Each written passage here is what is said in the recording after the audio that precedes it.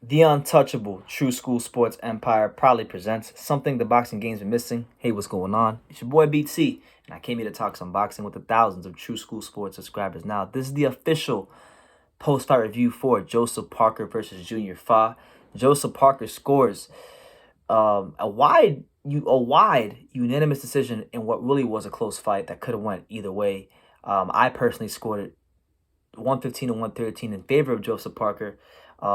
And we had a great time on the live fight reaction. There was 31,000 people, 30,000 people plus. It was one of the most successful live fight reactions we've ever done. So if you stopped by, if you were part of it, I appreciate you.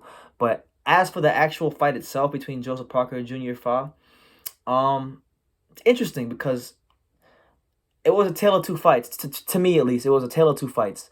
Like the first 6 rounds, we saw in pockets of the first 6 rounds, we saw Junior Fa using the ring. We saw Junior Fa throwing an educated jab, but we also saw Joseph Parker, throwing grown man punches, showing Junior Fa different looks early in the fight. In the first 6 rounds of the fight, Joseph Parker looked like a more matured heavyweight. He was throwing an educated jab. He was throwing big straight right hand punches to the body. He was throwing just the kind of punches that were gonna keep Junior Fa at bay and would allow him to exploit the advantage he has in the experience department. You know what I'm saying? Junior Fa had never fought at this level before, because the biggest opponent he ever fought before this was a 43-year-old Dominic Gwynn, who was most known for losing to guys like Kubrat Pulev and Sergey Lyakovich and guys like that, and he got dropped by him. So this was a massive step up in class for Junior Fa. And Parker, as the more experienced of the two, who's been at that world championship level, who's won a world title, defended it, and been in some tough fights, I thought he started off the fight the way he needed to set himself up and give himself the best chance to win the fight.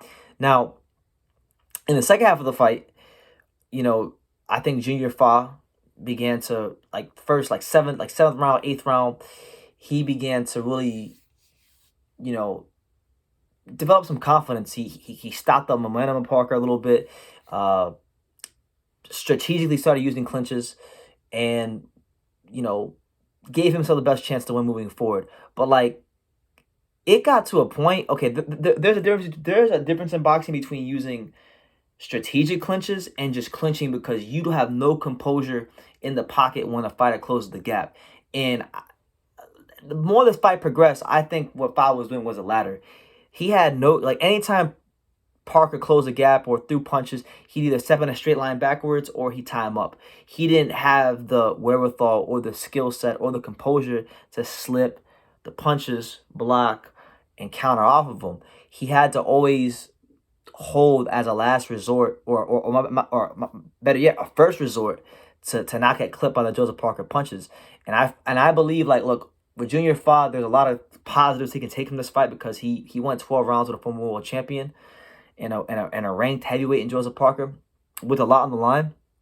But when he fights a bigger heavyweight with more size and power on him, that's not going to fly. And he's going to get himself hurt. So I just think for his sake and his development in a positive direction as heavyweight, that's something that is of great importance to correct. And if it is not corrected, he will step up one of these days against someone in the top 15 in the WBO, like a Daniel Dubois, and Evgeny Romanov. Even though not Romanov's a shorter heavyweight, but like a Daniel Dubois, a Hergovic, even them guys. These guys make him pay for that kind of thing. So I want to see Junior Fa because I like him. He took everything really well in the interview. He performed well under tough circumstances. It's going to be level 3 lockdown in New Zealand in a couple of hours. So, it's a lot to deal with right now in New Zealand. But, he leaves this fight with things to improve on, but his stock has gone up. Joseph Parker, he leaves this fight with his stock going down, and it's been going down for quite some time. This is not like Joseph Parker's stock and the perception of him is not what it was in 2016 when he was undefeated, young, budding prospect / contender, who was looking sensational. No, this is a guy that's repeatedly let himself down in almost all of his notable fights, from the Andy Ruiz fight when he was the favorite to Anthony Joshua to Dillian White, and now with Junior Fa. So my thing is like, what can Joseph Parker do to get better? And my thing is like, you got Kevin Berry, who's a trainer, and he's taking you very far. He trained you to the world title, and he deserves credit for that. And we'll give Kevin Berry his credit. We'll give him his flowers for that. But Kevin Berry, in my opinion, is not. He can't be the guy that for Joseph Parker going forward. He's got to get a new voice in there, or keep Kevin Berry and bring in a new voice that can show him some new things and show him a new way in boxing. Because I'm seeing the same Joseph Parker every fight. It's like I'm watching the Samoan at times. I'm not trying to disrespect Joseph Parker, but at times it's like I'm watching the Samoan version of Adrian Broner. He's got the same problems on a fight by fight basis, and they don't get corrected. So hopefully he gets his stuff together because I want to see Joseph Parker make a mark and make some waves in heavyweight boxing because I feel like he still has it in him and he has a talent to do that. But tonight, Fox stock went up, Joseph Parker stock went down. Um, that's really what it is. So it was the biggest fight in the history of New Zealand boxing. Shout out to all my Samoans and I think they call it Tongas or Tonga or something like that. I don't want to disrespect nobody's nationality, but shout out to everybody from New Zealand that came to the live and just supported and stayed on. We had like 31,000 people throughout the course of the live, and like I think at one time the most we had was like 1,900 something, almost 2,000 people. So it was a momentous occasion, and it felt like a big fight. They had people there in the crowd, and New Zealand did boxing right tonight, and they gave like for me as an American fight fan, we don't have no crowds in these fights like sold out arenas. So to see a venue with that used its full capacity, people out laughing in suits, eating overpriced food. This brought a smile to my face, and it brought a ray of hope that boxing can return to what we know it to be here in America and the world over. But that's the news. Joseph Parker scores a unanimous decision victory with trash ass scorecards. I mean, 119, 109. I mean, they gave Joseph Parker that straight Canelo treatment in New Zealand. He won, but it wasn't that wide. 119, 109 was one scorecard. 117, 111, and the one I had, one of the judges reviewed my score, which was 115, 113. So that's my take on the fight.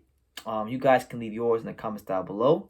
Shout out to Joseph Parker and Junior Fa and just the whole Duco, everybody that fought on the card.